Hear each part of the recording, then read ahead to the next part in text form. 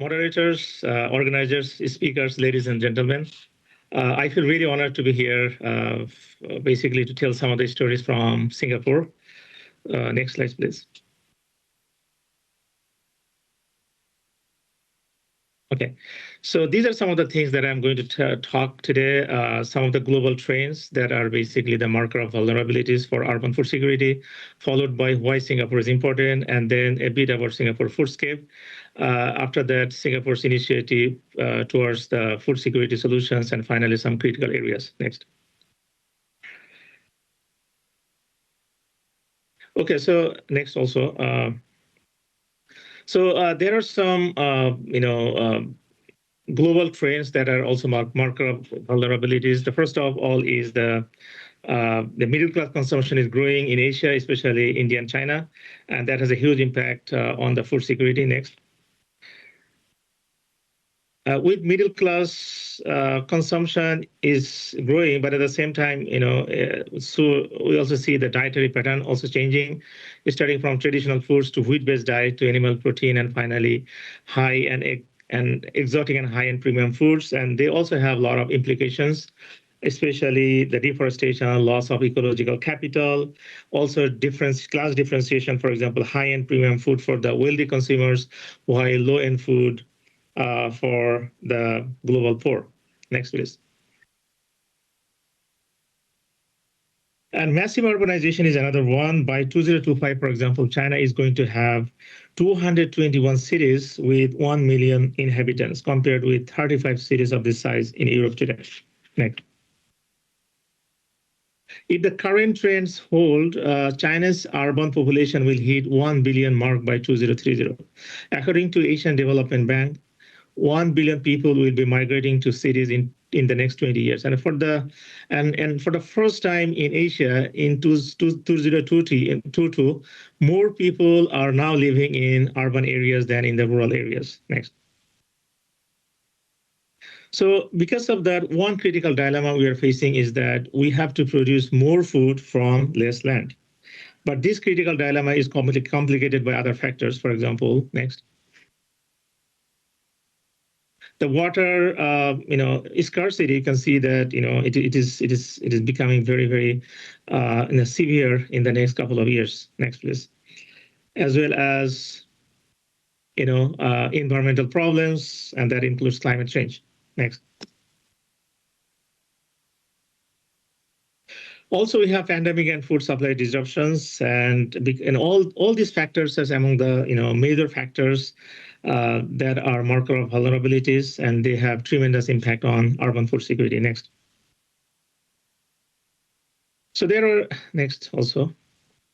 are a number of questions. For example, how can we tackle the challenges of urban food security amid global trends like climate change, and how Singapore is, what is the experience of Singapore in dealing with that, and how it can, present itself as a kind of resilient food secure nation in the world. Next. So the question is why Singapore is important here. And definitely, there are a lot of reasons. First of all, Singapore provides an excellent story to understand urban food security, and it has a diverse food security network across the world. And we also know that over 40% of the shipment of agri-food commodities across Asia Pacific goes through Singapore ports. So if you look at this picture, we can see that Singapore was a fishing village, and at the time of independence in 1965, Singapore was producing 60% of its vegetable demand, 80% of the poultry, 100% of egg, and even it was exporting meat to the neighboring nations. But more than 50 years later, Singapore is more known for its perfectly clean streets, crystal clear skyscrapers, rather than its meat production. Next. And currently, Singapore is hoping to. Singapore is now, one of the super food importing nations on this planet, importing more than 90% of its food from 180 different sources. And yet, Singapore is wishing to become an urban agricultural hub for the country itself as well as the planet. Next, please. So this is surprising that the country that is importing more than 90% of its food, in 2001-8, Singapore was #1 in terms of food security. Although the ranking actually declined over the years. So it means that the food security issue is really vulnerable in a city that is highly dependent on foreign sources of food. Next.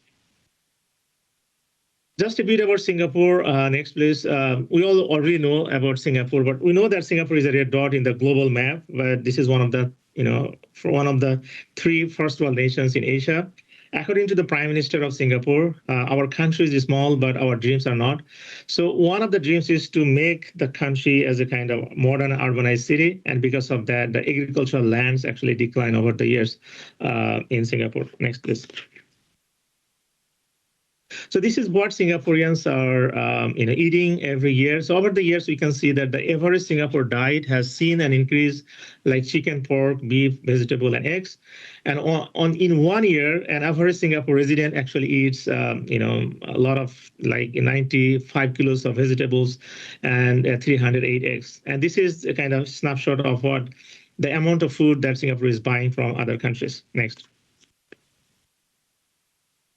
So this is interesting. This is how this is how the Singapore's global food supply network looks like, right? And this tiny red dot has food supply network across the world. Brazil, for example, is dominating chicken, pork, and beef from this picture. Malaysia dominates duck, egg, vegetables, as well as fruits. We can also see Australia is dominating mutton, Indonesia fish, Thailand rice. Next. And this is basically Singapore's food supply network by country. Next.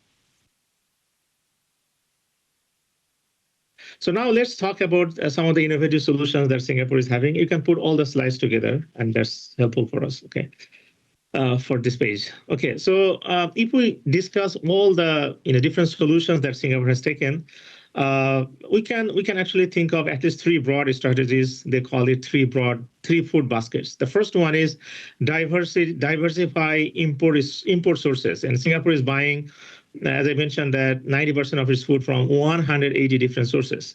Secondly, grow local. For example, 30 by 30, meaning that Singapore wants to meet its 30% of its own need by 2030, and that's the target. And finally, grow overseas, basically to support the local companies and to expand as well as to grow overseas. So Singapore Food Fund and 30 by 30 is one of the policies that Singapore has. Singapore is also focusing more on research and development, vertical fish farming, for example. And the innovation through research has about $144 million of investment. And Singapore is trying to improve, for example, seed varieties, development of seed banks for vegetables, innovative farming system, development of post-harvest technologies, development of breeding, as well as farming system for fish, as well as waste management. So using the latest technologies, for example, robotics and automation, precision agriculture, artificial intelligence, integrated vertical, as well as indoor systems. These are some of the hallmarks of Singapore's approach to food security. Then we have Jilin Food Zone. Perhaps you know that this is a proposal led by the Temasek Holding to create an agri-space in China, in Jilin province, which is twice the size of Singapore. And it takes about 15 years to build, and China will be investing about $23 billion. Singapore already invested $32 million, basically to produce 1 million pigs for Singapore's consumption. And then we have urban and peri-urban agriculture. Singapore is having about 6 agro parks, 1,500 hectares of land, focusing largely on vertical farming, rooftop farming, aquaponics, as well as aeroponics. Then reducing food waste is another thing because about 30% of food that Singapore is buying from overseas are getting wasted. So the country is focusing on, for example, producing and recycling of surpluses, improvement in demand forecasting, as well as sensor technologies to detect spoilers. And then lowest tariff on agricultural imports, basically to enhance agri-food business. Diversification, I mentioned 180 different sources. If one stops, then Singapore can very quickly source from other sources. And the Singapore Food Agency is working really hard, basically, to boost food safety standard for consumers and strengthen local food business. And it is now focusing on a lot of other things, for example, lab-grown meat, alternative protein, as well as urban agriculture. Next. Next, please. So if we summarize everything together, we can see at least three fundamental components of Singapore's approach to food security and resilience. The first one is core strategies, supporting strategies, and enabling strategies, and focusing on four different areas, for example, local produce, technology, food security, as well as novel food. Next. So there are some critical areas that I need to focus on. You can put all of them together, please. The first area is Singapore is definitely a good example of what you call the state-led ecological modernization. And that largely most of the things are done by the state, and that needs more civic participation and engagement. Secondly, diversification. Singapore is buying food from 180 different sources, all the way from Brazil, for example. Singapore is getting meat. So diversification actually leads to too much carbon footprint. So that is also one of the things that Singapore needs to think of, whether it can source locally or not. And food waste is costing about $1 billion every single year. So there are a lot of things to improve here. And finally, food security of the producers can be incorporated into its food policy framework. So what we can say is that Singapore is a very good example of economic growth with decreasing our carbon emission, better solid waste management, as well as declining industrial water pollution. Singapore is also a wonderful example of better institutional building, stronger regulation, as well as better coordination of environmental management. So one of the amazing thing about Singapore is that it has managed to turn a lot of environmental as well as other challenges into business opportunities for intra-regional, private, and foreign investment. And this is one of the central hallmarks of Singapore's resilience. Thank you. Thank you. Thank you very much, Saidul. That was a lot of information in a short amount of time, and I appreciate that. I want to ask you one very quick follow-up question before we move on.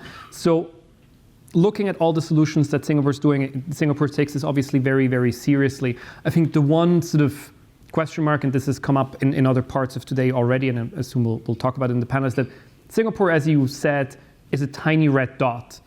But Asia, the entire region, is huge. So how can solutions that work for a small, comparatively rich city-state be translated into such a vast and diverse region? Oh, that's a very good question. Singapore is having a little landmass, and it cannot have expansion of agricultural productivity, but it can definitely work very closely with the high-tech industries across the world, basically to become a technological hub for technological solutions and different kinds of sustainable, options that agricultural, sector can have.